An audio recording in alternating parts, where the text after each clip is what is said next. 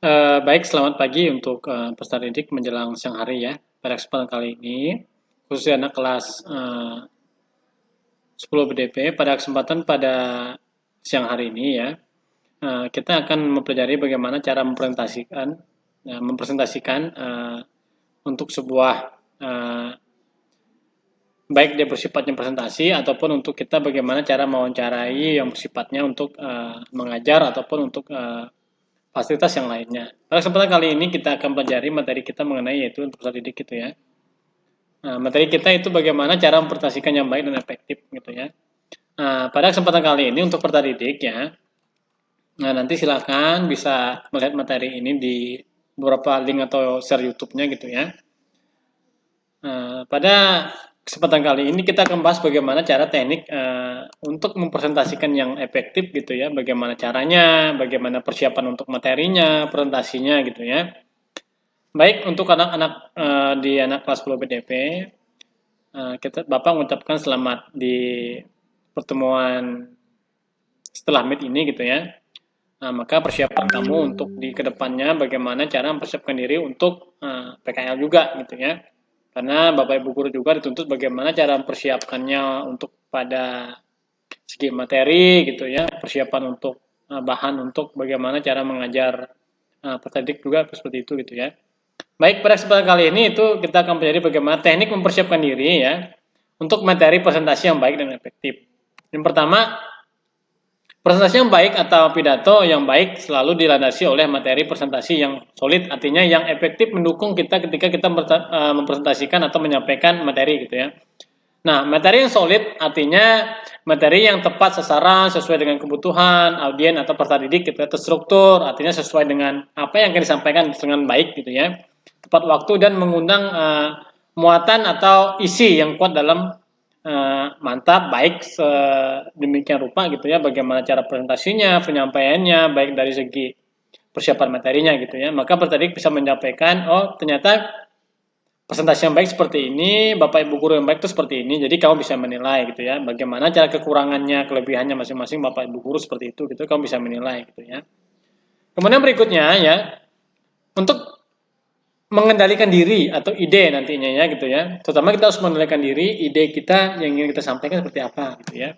Nah, di sini kita mengendalikan ide gitu ya. Nah, langkah pertama harus Anda lakukan. Kemudian untuk melakukan cara ini jangan lupa kamu harus bisa browsing dulu, buka buku ataupun cara menyiapkan mungkin ada beberapa lembaran yang akan kamu paparkan atau kamu sampaikan. Nah, ini ada beberapa pendapat mengenai ger Rional gitu ya, praktis presentasi dalam desain gitu, dalam buku gitu. Kemudian ada dalam beberapa pendapat dia menyampaikan bahwa dalam buku The Naked Presenter gitu ya, kemudian mengatakan bahwa kejelasan perspektif atau cara pandang kita melihat gitu ya.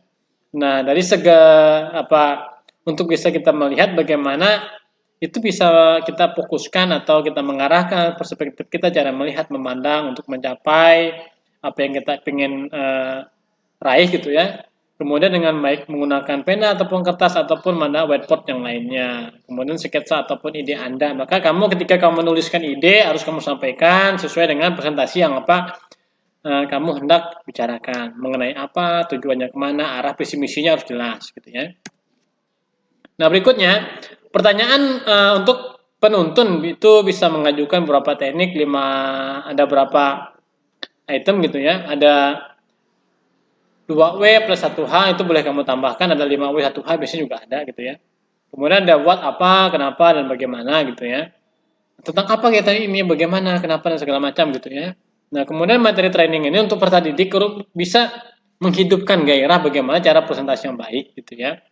Nah sementara di sini Bapak Ibu guru kemungkinan masih banyak kekurangan, maka dari itu peserta didik bisa menyampaikan, Pak kekurangannya seperti ini gitu ya, cara penyampaiannya efektif seperti ini gitu Pak, itu boleh sampaikan gitu ya. Maka tadi ketika kurang paham materi, kurang penjelasannya, maka tadi bisa menyampaikan opini atau pendapat gitu ya, saran untuk bagaimana kita belajarnya lebih efektif gitu ya. Baik dia besarannya bersifat offline, online gitu ya.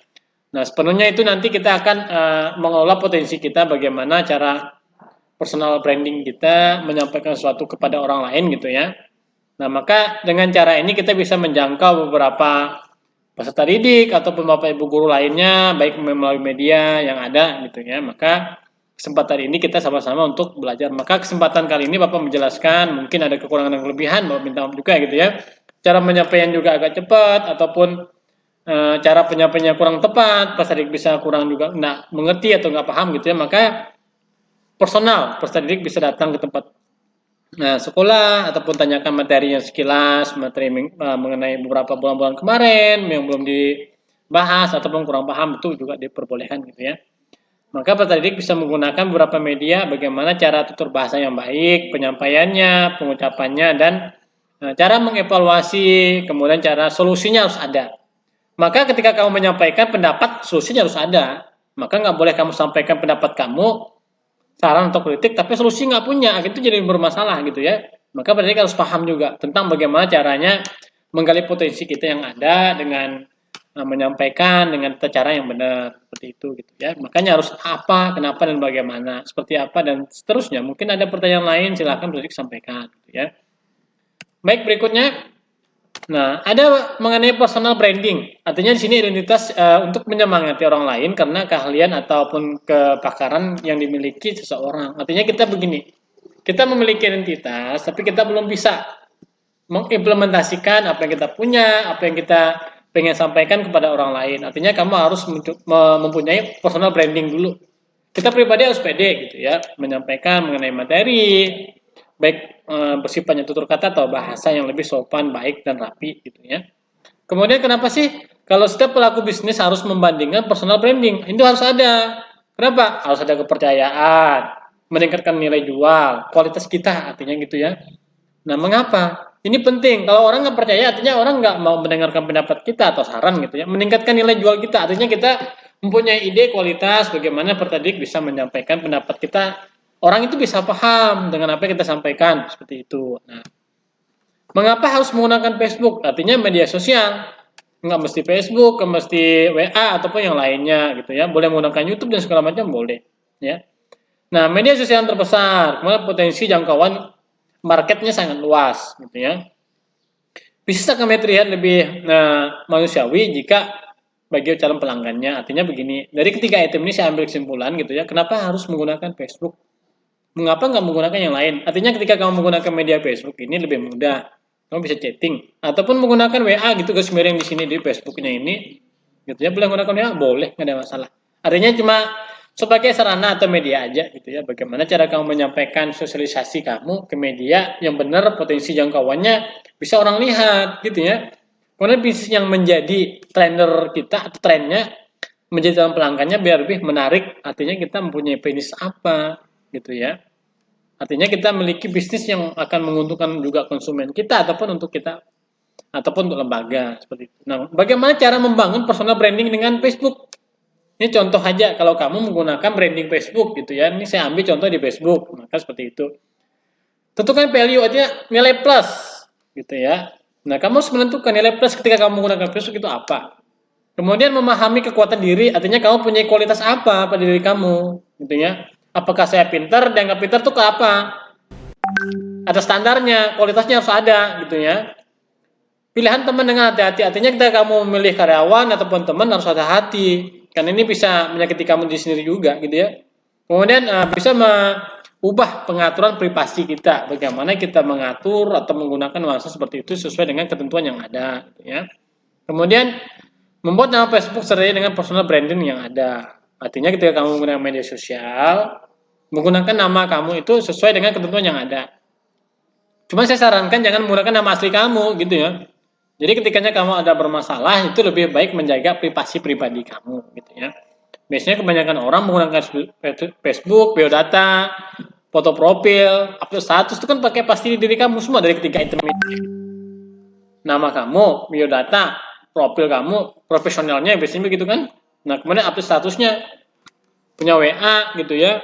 Ada suatu hal diposting, ada apa diposting gitu. Itu orang-orang ketinggalan zaman namanya seperti itu. Maka kamu harus memiliki personal pribadi yang brandingnya baik, image-nya baik gitu ya, untuk membangun Facebook kamu, entah apa segala macam gitu ya, website dan segala macam. Maka di anak kelas 10 BDP Bapak ajarkan bagaimana cara tata kelola untuk menggunakan tata bahasa. Mungkin kalau Bapak kurang baik, kamu harus lebih baik dari Bapak lagi, seperti itu gitu ya.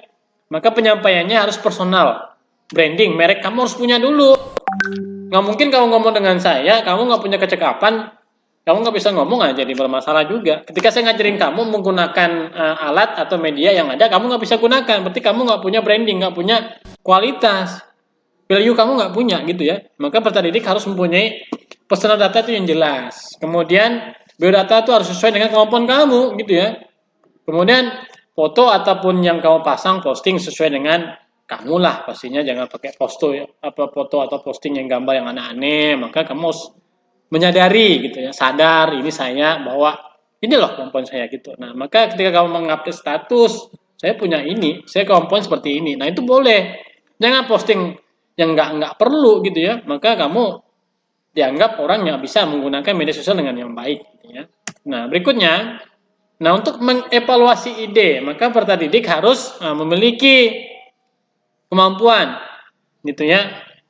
Itu disebut juga kalau kemampuan itu sama dengan effort. Effort itu artinya kamu memiliki skill gitu ya, moral, keterampilan, attitude-nya harus ada, kemampuan dan segala macam ya. Dari pengetahuan kamu harus ada knowledge-nya seperti itu gitu ya. Maka semua ini untuk mengevaluasi ide, setelah semua ide terkumpul, barulah sekarang saatnya kamu atau Anda melakukan evaluasi. Apakah saya ini sudah baik atau belum gitu ya. Maka dari beberapa ide ini di mana kamu akan menggunakan salah satunya ide yang baik ataupun ide yang tidak baik gitu ya. Maka kamu harus ingat, dimanapun kamu menyampaikan ide kamu, kalau dia bersifatnya baik, benar gitu ya, sesuai dengan yang dipaparkan, oh ini loh presentasi yang baik, ternyata ini Bapak Ibu guru ini belum bisa, maka kamu sampaikan gitu ya. Maka sebenarnya dalam kesempatan kita daring seperti ini, kesempatan ini bisa menyesuaikan, bisa menilai gitu ya. Oh ternyata Bapak Ibu guru ini seperti ini, menyampaikan materinya mengenai ini, maka kamu harus bisa menyimak.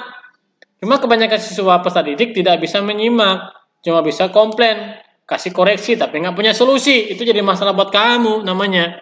Maka dari itu, kita sama-sama saling mengkoreksi. Oh ternyata Pak Agus ini kurang ini, maka kamu sampaikan saran kamu. Solusinya apa? Harus punya.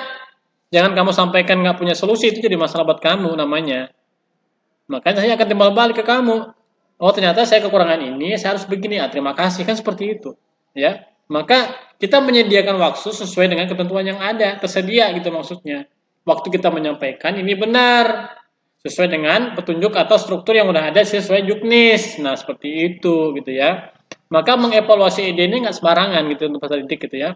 Maka kamu menyampaikan, maka dengan tindakan kamu, tanggapan kamu, tindakan dengan kreativitasnya kamu itu benar menyampaikan idenya kamu gitu ya ketika presentasi. Maka saya menganjurkan untuk anak kelas 10 nanti bisa masuklah beberapa pertemuan gitu ya. Mungkin kita atur jadwalnya anak kelas 10 ini karena saya wali kelasnya satu harinya bisa 3 orang ataupun 4 orang gitu ya, nggak ada masalah.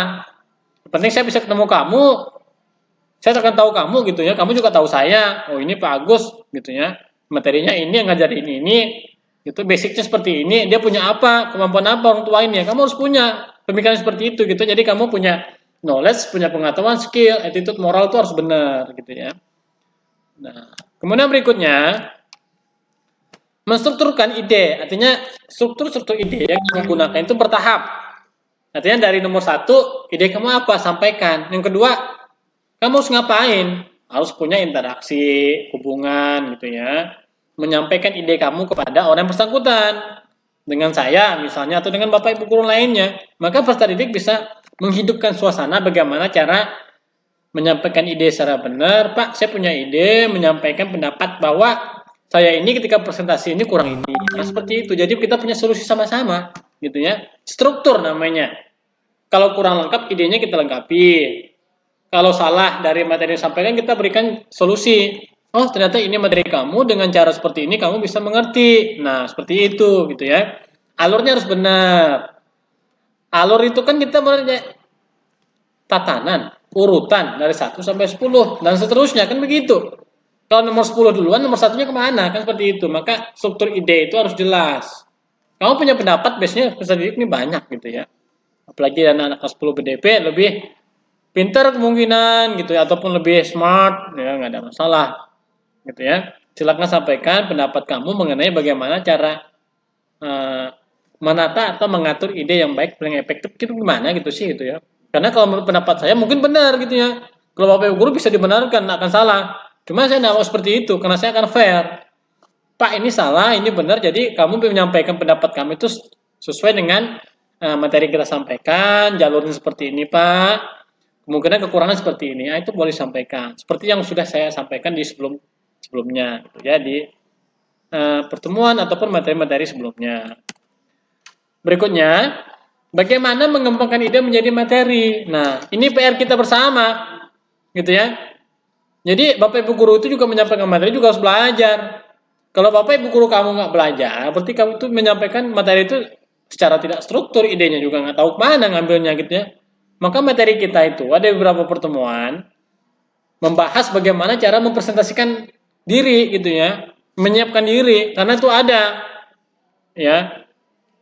Karena kalau di anak kelas 11 ada namanya struktur kurikulum. Kamu bisa ini di kasir, bisa ini di jasa gitu ya. Manufaktur seperti apa itu itemnya banyak. Nanti kita kalau ada pertemuan saya akan bahas biar kamu tahu gitu ya. Jadi ketika saya berbicara kamu jangan anggap itu bohong itu nggak benar. Nah itu jadi masalah buat peserta didik gitu ya. Ataupun untuk siapapun yang menyimak materi ini gitu ya. Maka ketika menyampaikan satu hal itu harus sesuai dengan alurnya, temanya apa gitu ya. Nah maka setelah semua ide utama terkumpul, maka Anda harus gitu ya menstruksikan ide tersebut. Nah langkah selanjutnya adalah melengkapi ide utamanya apa. Materi mengenai mengembangkan presentasi, maka presentasi yang akan saya bahas gitu ya. Maka presentasi yang baik seperti ini, efektif seperti ini, maka saya akan linkkan nanti materinya. Persiapan bahan materi apa gitu ya.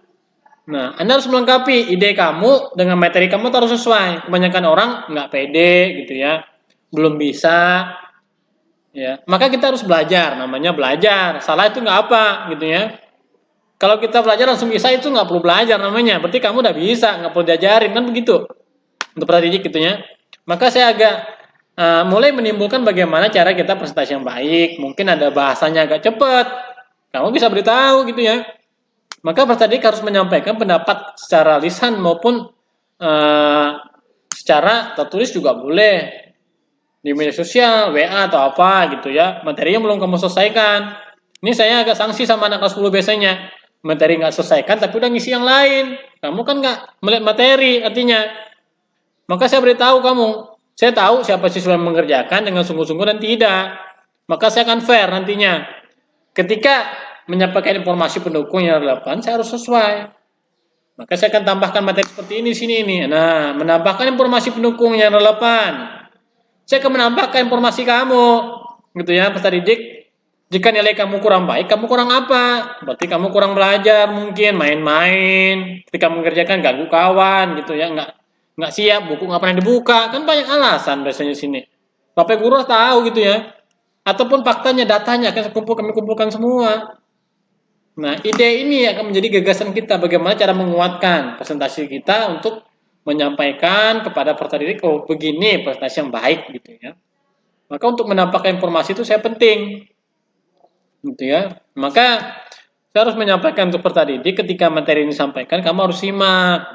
Artinya jangan suka main. Jadi ketika kamu bermasalah nanti, saya tidak akan bernegosiasi dengan kamu karena kamu yang cari bermasalah seperti itu, gitu ya. Maka saya sampaikan, ya. Untuk materi kamu wajib buka link ini. Nah, kalau peserta didik tidak membuka link yang ada di sini yang saya sampaikan, ini menjadi masalah buat kamu. Kamu nggak ngerti nantinya. Link ini membantu kamu sebelum kamu ketemu saya. Mudah-mudahan semester 2 kamu bisa ketemu saya. Nah, saya habisin kamu gitu ya. Saya tanyain kamu. Gitu ya. Maka peserta didik harus menyimak. Maka di sini kamu harus membuka dulu TPS gitu ya, ID Kinokom dan menjadi pembawa presentasi yang baik apa. Kamu bisa klik nantinya di sini di alamat ini, buka aja gitu ya. Ini saya harus mempersiapkan apa? Maka saya menyampaikan untuk peserta didik anak kelas 10 BDP karena saya udah mengikuti training beberapa kali, ini saya juga siap mengajarin kamu gitu ya. Jangan pikir kamu Bapak Ibu guru kamu itu juga nggak belajar. Ya, belajar dari masternya asesor dan segala macam. Ya, belajar dari bapak ibu guru yang lainnya itu menjadi bahan kami untuk belajar ngajarin peserta didik bagaimana moralnya, skillnya, pengetahuannya ini harus dituntut. Artinya ketika ada skill, pengetahuan, keterampilan yang harus punya 3 item itu gitu ya. Maka kamu harus belajar dulu seperti ini. Ada link, ketika kamu buka link seperti ini, kamu akan melihat, oh ternyata yang disampaikan Bapak Agus seperti ini. Maka kamu harus bisa melihat bagaimana interaksi di kita dengan materi. Hubungannya apa gitu ya. Benar nggak disampaikan? Kalau kurang benar, kamu bisa memberikan pendapat atau opini. Oh, saya nggak ada masalah ketika kamu komentar atau kamu kritiki. Saya fair orangnya. Kamu juga jangan jadi masalah ketika saya sampaikan, kamu kurang baik. Nah, ini kan nggak enak. Nanti kamu sampaikan pendapat kamu mengenai saya juga sampaikan pendapat saya mengenai kamu, kan kita sama-sama belajar membaharui yang benar menjadi lebih baik lagi gitu ya. Nah, baik, mungkin cukup sekian pertemuan kita hari ini. Kurang lebihnya Bapak minta maaf. Apabila ada tutur kata bahasa yang kurang baik, kurang berkenan, Bapak minta maaf. Karena proses kita sama-sama belajar menggunakan daring, sarana yang terbatas, komunikasi yang terbatas. Maka dengan itu saya mengucapkan dengan besar hati, ya, khususnya saya di BDP gitu ya, wali di anak kelas 10 BDP minta maaf apabila tutur kata bahasa yang kurang baik ataupun Bapak Ibu guru yang lainnya minta maaf gitu ya. Maka pertemuan kali ini cukup sekian ya. Semoga Tuhan Yesus memberkati pekerjaan Anda ataupun tadi di rumah. Jangan lupa berdoa, minta syukur gitu ya apa yang kamu kerjakan dalam suasana seperti ini. Gitu ya. Nah, mungkin cukup sekian pertemuan kita hari ini ya. Semoga Tuhan Yesus memberkati ya.